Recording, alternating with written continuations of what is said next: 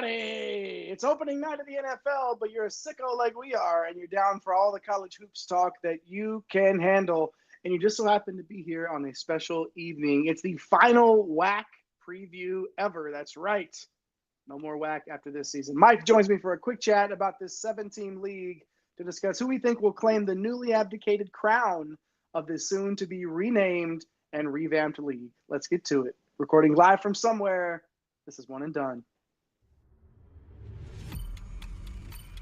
Get out the insurance cards, get out the copays. The office is open, my friends. Brought to you by drroto.com. It's time once again for everybody to come aboard that One and Done train. Welcome to One and Done. Bienvenidos a todos a One and Done, your fast break of college basketball información.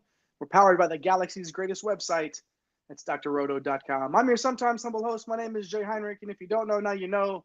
I'm the conductor of the aforementioned One and Done train. Follow me on X at Dr. William Cannon. Follow us, the show page at One and Done CBB, scrolling across the bottom of your viewing device there.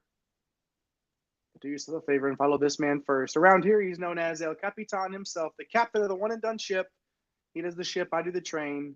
At MC Holland 34 over there in those streets. The OG Money Mike, Mr. Mike Holland. Mike, just like Riley says in the live chat, it's WAC time.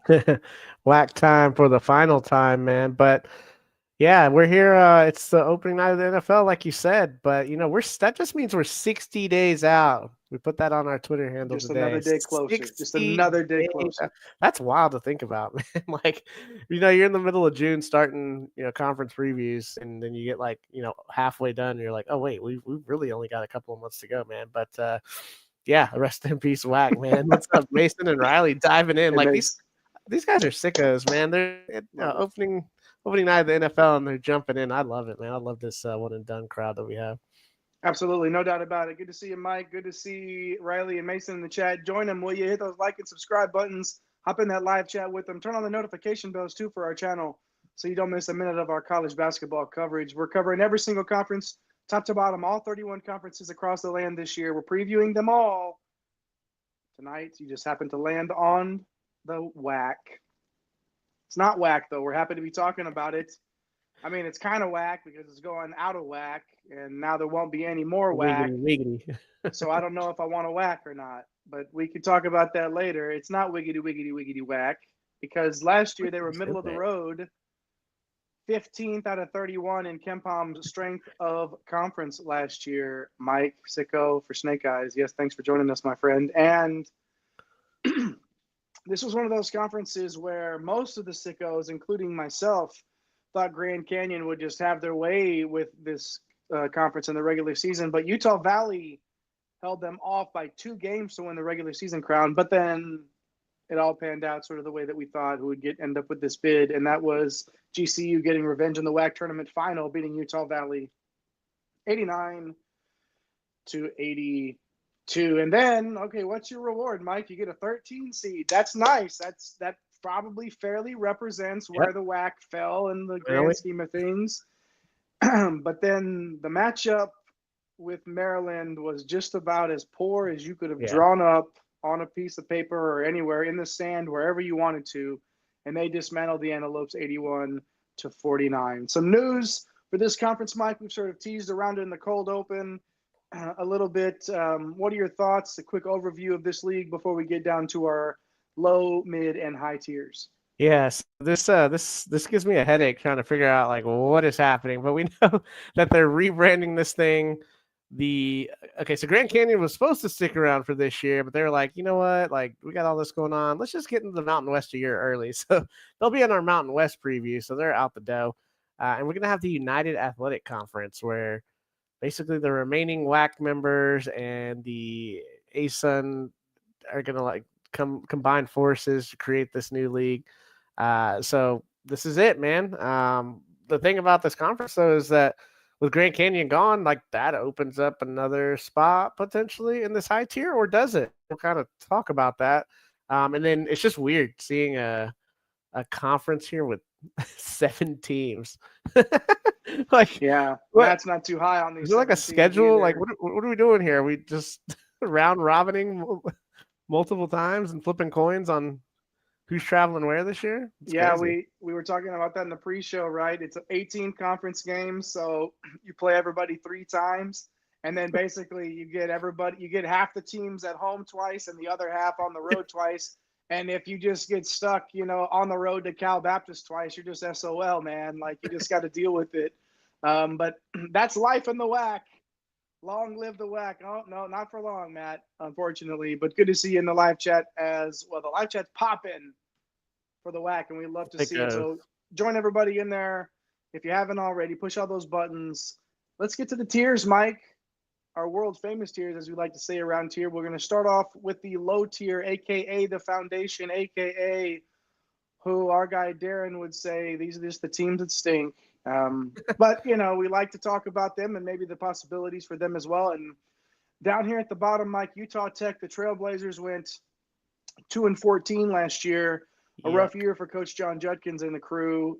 Joined D1 in the 2020-21 season, and since then they have failed to get to the 500 mark in conference play. Not ideal results-wise. Last year, the bugaboo, if you will, was the defensive end that sort of really held them back. Aribi's back, the forward, 8.5 points, 5.5 boards, and a block and a half per game for them last year. Really going to need to have a strong year on both ends of the floor to even remotely try to just claw their way, maybe even blaze a trail, if you will, out of the low tier. Nice. But we'll see if Aribi can do that. And then you've got in the backcourt, you've got Holton Awana. I mean, I don't know, man. I see them being better, but even with the extra 2 conference games that they're going to get to play this year to add to their win total, it's probably like a 4 or 5 win ceiling at best for Utah Tech, maybe 6, but that's probably generous in my opinion. Isn't that weird that we have this just tells you the 7 teams is weird. We got 2 teams in the low tier, man. So I'll take Southern Utah here. And what about the mascots, man? I wish Darren were here because you got the Trailblazers and I get the Thunderbirds. Like, I mean, that's pretty sweet. Yeah, you got Coach Rob Jeter. I mean, really struggling his first couple of years since taking over for now Bowling Green head man Todd Simons. Last year, these guys were 358th in turnover percentage and 334th in three-point percentage. That is not really a good combination offensively. You hit the full reset button on this roster. Fairleigh Dickinson guard Dylan Jones averaged nearly 10 points per game, shot 40%, so will definitely help out with that three-point percentage. You're going to try to turn this offense around. And in the front court, I don't mind this ad, man. Like, I think he can be pretty solid. UNLV big Isaiah Cottrell. He showed flashes, 4 years ago with West Virginia. Now he's getting the 6th year. Unfortunately, injuries and everything. It's still looking like a pretty long year here for the old Thunderbirds and the Trailblazers, Jay.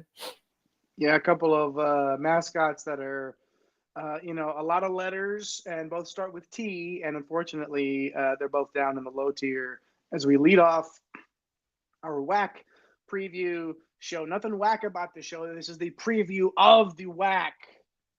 The wiggity, wiggity, wiggity WAC, as we will probably say at least one more time here on the show tonight. Mason has a question in the chat here.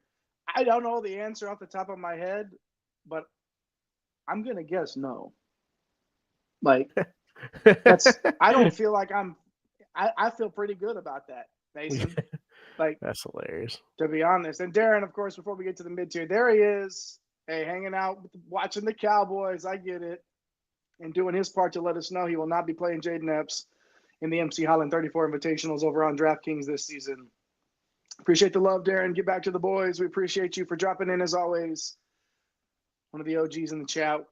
Interacts with us over on the socials all the time. Good to see Darren as well. All right, let's get to the old mid tier there, Mike. And I'm going to lead off again. How many teams, Jay? How many teams in this one? More than the low. I'll just say that. Not a lot more, though. Only by 1. And I'm going to start with the Mavericks of UT Arlington. 6-10 in the conference last year. A tough second year for Coach KT Turner, who lit up the conference with 20 wins in his first year. So, again, just like in the last tier, when I talked about sort of that defensive bugaboo for Utah Tech last year, steep is a way that we could use to describe the decline defensively that the Mavericks took last year. And then when you turn the ball over a ton as well, that's not going to help you get it done in the end of it. So can they improve on that? We'll see. Much of the roster is turned over via the portal, so it's not like they got a ton of the same guys that were getting all the usage that are going to be making the same decisions here. But Rayshon Seamster's back, 11.5 points, 5 boards, and 34% from beyond the arc. He's the guy that he dipped his toes into the waters of Lake Minnetonka and then pulled him right on back and stayed on campus there at UT Arlington. He'll be back with an all-league type of a ceiling this year. Now, what you hope for is that the transfers incoming, like Marcus Rigsby Jr. from Troy, averaged 7 points a game for them last year. Marcel McCreary averaged 8 points and 42% from beyond the arc for Northern Colorado.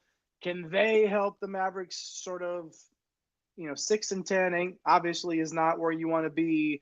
And in a 7-team conference, you're going to get to see, these teams are going to see you even more, and you're going to have to figure out ways to get around it. Can these guys come in and mesh for Coach KT Turner and find a way to figure out how to do this? 3-star Arkansas guard Cash Chavis.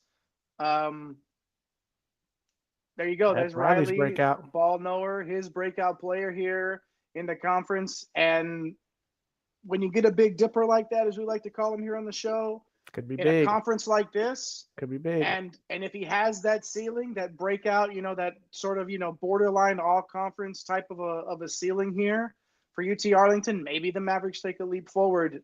At worst, Mike, they're going to be competitive on a nightly basis. Yeah, I think they'll be pretty competitive, and I think Tarleton State and Abilene Christian can be right there with them. They were both in this mid-tier last year, where UT Arlington, 6-10 last year.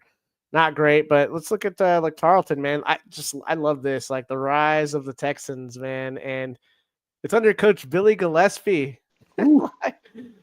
Oh man, but he finally took a step back last year. Like Tarleton was nearly top 100 in KenPom in the 23-24 season. Injuries, lack of offensive continuity, just kind of took its toll last year. And I mean, defensively, they were still the best in the league, and that you love that. But the problem is, offensively, you were the worst team in Division I in turnover percentage and the 5th worst offense adjusted per 100 possessions. It doesn't matter if you're getting that many stops. It's going to be hard to win games that way. So, look, DR Johnson was kind of a splash, right, out of the transfer portal. The former 5-star guard who's had his issues and everything. Kind of a forgettable year at UCF, just really couldn't crack the rotation. But, man, like coming to Tarleton State, I feel like he's kind of like an Arterio Morris like candidate. We're expecting these guys to do some big things here. Lemoyne transfer, big Cypher Owens. I mean, he's got some skin in the game, man. 9.6 boards. One thing we know is that no matter who they have on the floor, like Coach Billy Gillespie, he's gonna have them playing some defense, man. So, Freddie Hicks is playing this year, so. Yeah, that's one of the things here, man. Like, I don't expect these guys to, because we're gonna talk about the 2 teams that we have in the high tier, man. It's just too much on both ends. I feel like but they're gonna be competitive and they're gonna make it interesting. And all it takes is one breakout guy or one guy to really take a huge step for one of these teams, and you could easily leap a tier because there's just not. I mean, it's just not that Grand Canyon's out the door, so it's possible for these tiers to be dramatically switched up. I think more so from the mid to the high, but and Hicks, Hicks can score the basketball. Is he going to stay healthy all season long for them? Like that's one thing or another. But this. I mean, again, Mike, we're putting these teams into tiers, right? Yeah, and it's like in this type of a conference, as well. Like if any one of these teams just gels and finds a way to figure it out, this thing can just turn upside down. Yeah, 100%. Especially with a guy like Hicks that can score the ball. Yeah, and then you have ACU. Brett Tanner, his squad, like they've kind of lived in the mid tier the last couple of years. We had him in the mid tier last year. I think we kind of see that as a ceiling. Like they're gonna be tough defensively. Man, you got the starting point guard back. You like that, Rich Smith. I mean, 5 points, three assists, knows the system. Braden Hubbard, the forward. He liked that he can stretch the floor at 42% from 3, average double figures. Is there enough offensive firepower? They're going to find themselves in a lot of tight games, which is why they're in the can somebody like Newton from Grambling State or Yoder from the NAIA, I always love saying that, those ranks, one of those guys may be able to come in and give them a boost offensively. I think we see a potential ceiling of 9 to 10 wins, but I'm pretty sure the floor is a little bit safer than some of these teams we have in the lower tier. And I think that's what goes into this thought process, right? Like thinking about the floors on some of these programs with some of the talent that they have lost and have brought in. And, is Charlton State going to be able to sustain being a 500 type of a ball club if they're the worst team in D1 in turnover percentage again? They can't. Something's got to give one way or the other. That's hard to sustain that sort of just consistency when you turn over the ball that much. So we'll see if they can find a way to do it.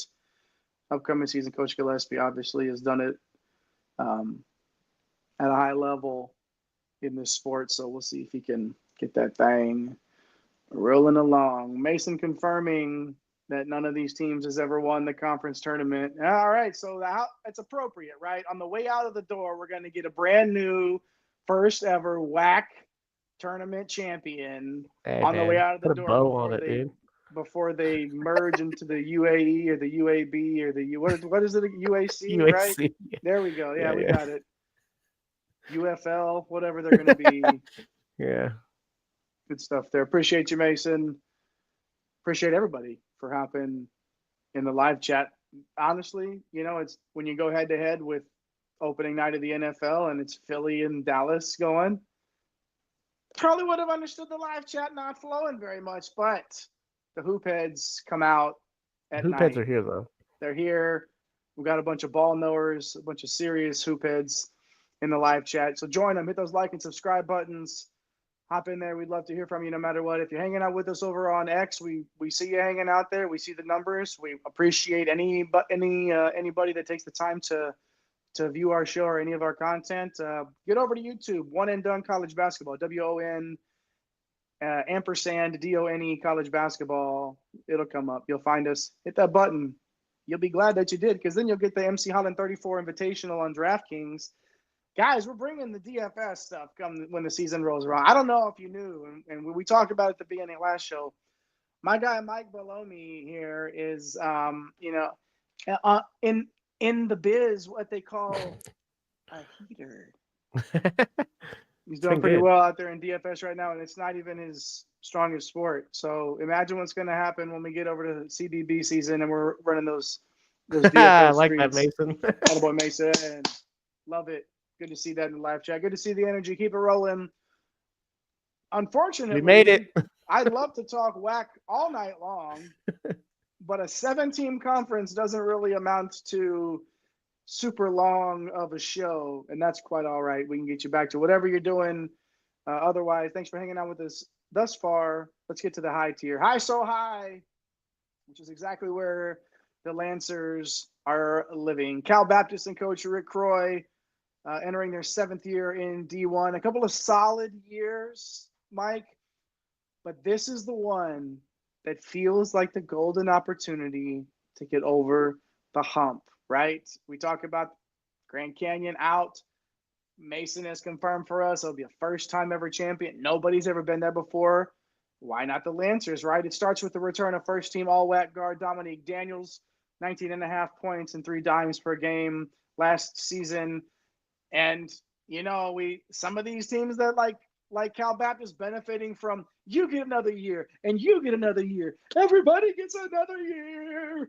We're almost done with it, though, Mike. The JUCO rules are applying to this one for Daniels, and he's going to get another one. And his return alone is enough to make these guys competitive on a nightly basis. Shooting guard Martell Williams, 9 points on 37% from deep back as well. Northern Arizona transfer Jaden Jackson averaged 12.5 points and 3.5 dimes for them last season.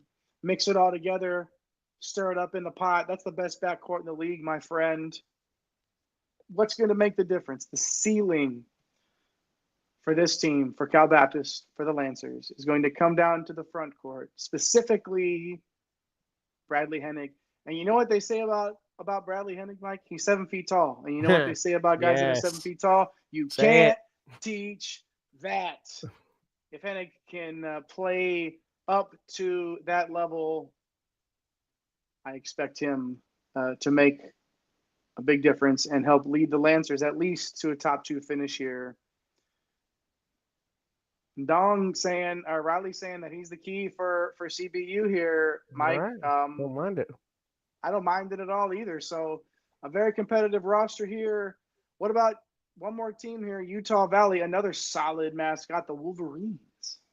Yeah, the old very solid mascot here. And Coach Todd Phillips, like Mark Madsen, who? Kind of, right? Like they got some work to do, man. But Todd Phillips done a great job. Like they lost their core, Nelson, Welling, Toulson, all gone to the portal. You got point guard, Trevin Leonhardt. He averaged 6 points, 5 assists, shot 38% from 3. So obviously a really, really nice season. It's going to be a spark plug for them. I do like the transfer guard Tyler Hendricks coming in from UCF. I think he's going to shoot it really well for them and fit in really nicely. Give them that spacing. Look, they're going to defense, like we know that, and Torvik's projecting them, again inside the top 100 nationally. Hayden Welling's going to obviously step into a bigger role, and it's going to probably anchor the defense there in the middle for them. He posted a 5% shot block rate and a 2% steal rate, so he's going to be pretty big for them. And then also one of the top JUCO guys coming in, man. One of the top defensive JUCO bigs, man. Isaac Hawkins. He averaged 3 blocks per game, so they're going to be able to defend the rim, and they're going to be pretty salty, man. So I think Mason was asking Utah Valley's conference to lose. It has to be. Yeah. As much as I like. Oh, sorry, Mason. Yeah. As much as I like Dominique Daniels, Jaden Jackson. That's a solid team, man. But yeah, this conference is for the final WAC season is definitely going to run through Utah Valley here, man. I just don't know that we have enough, man. They've got too much talent. They've got the defense is going to be crazy. Add someone like Tyler Hendricks, like that is going to be pretty lethal offensively for them. So yeah, really like them here. Is Todd Phillips long for that job? Is he another guy that's using this one is this going to be a springboard for him, you think? Yeah, I think so. I think we'll probably see him. Couple of years, right? Couple more years, especially at this level that the Wolverines have been playing with him under his first 2 years. You get 4 seasons in a row like that under your belt and you make it to the dance, you're getting a job, right? It's going to happen for Todd Phillips and the Wolverines. Utah Valley up there in the high tier of this conference, sitting right next to Cal Baptist. In the mid-tier, Abilene Christian, Tarleton State, who Matt picks to win the conference as long as Hicks is healthy. Big if there. Yeah, it's a big if too because we still don't have a Tarleton roster officially. I don't think their roster says it's Billy Gillespie at head coach, and then Hayden Shields as a student manager, and a couple of other administrative guys. Some of the stuff that we look at, I don't know if Hicks is back. So obviously, if he's not back, that's going to lower the that lowers that floor considerably and the ceiling. If he's there, then that's going to be a nice ceiling for them. And that's a part of what's interesting about doing these shows at the beginning of September. There were some shows that we did earlier in the off season in the beginning and mid of August where we're really having to dig because these rosters still aren't out, right? And here we are, September 4th. If you're live with us, this is opening night of the NFL season, and we still don't have all of the official rosters. Mike, you've gotten out in front of some of these conferences and gotten some of this stuff written out, and we're checking it as we get into the studio, and it's like, oh wait, that Cal Baptist has a roster now. This stuff, it's just popping up out of nowhere. Whereas when we looked at this the first time, there was nothing there. So based on what we know in this moment in time, September 4th, 2025 at 9:34 p.m. This is what's going to happen in the WAC. This is exactly what's happening in the WAC, baby. Mark it down. Matt, come let us know when we're wrong, when Tarleton State figures it out. For sure, we'd love to hear from you. What do we got going on here? There we go. And we're back. Darren hopping in. Oh, okay. Yeah, a lightning delay. Is that right? We got a lightning delay over there. So they Darren, just wanted us to talk more WAC. We don't have any more teams. Don't act like you want to hang out with us now. Now that you don't have anything better to do. Good to see everybody in there. Darren, Matt, Mason, Riley, who hopped in there right away from Jump Street, everybody hanging out. Snake's Eyes got in there early on. Darren got me right there, man. He's so good. So good. Well, it's coming. It's coming. Shout out to you, Darren. Go Mean Green. Shout out to everybody that joined us tonight for the WAC preview. That'll do it for this week, probably, Mike, Yeah. right? No more content this week from One and Done, but make sure you turn on those notification bells because we've got some conferences coming up that I know you will want to be a part of in the viewing audience. Mike, any ideas maybe of what we got coming up over the next week or so? I think we're going to dive into the West. We'll go into the CAA, and then why not the A10, man? Like, let's do it. Let's do it right now. Those 3 next week. Why not? Love it. Love it. Turn on all those notifications and hit all those buttons so you don't miss a minute of our coverage. Shout out to everybody that joined us. Shout out to our guy at Fantasy Nav and those Twitter streets who got the studio already. Brought you those fire graphics tonight. The best football follow and the best fantasy follow this side of the Mississippi. Which side of the Mississippi, you ask? Whatever side you're on, my friend. That's the one for sure. Shout out to at The Real Napier, pushing the buttons tonight, doing a great job behind the scenes as well. The Hall of Famer himself, CC Hustle, doing his thing. And shout out to my guy, my captain, El Capitan himself, the captain of the One and Done ship, at MC Holland 34 on X, the OG Money Mike. That is Mr. Mike Holland. Give him a follow. You won't be disappointed. You're going to start seeing more and more of those green screens popping up over there on his account.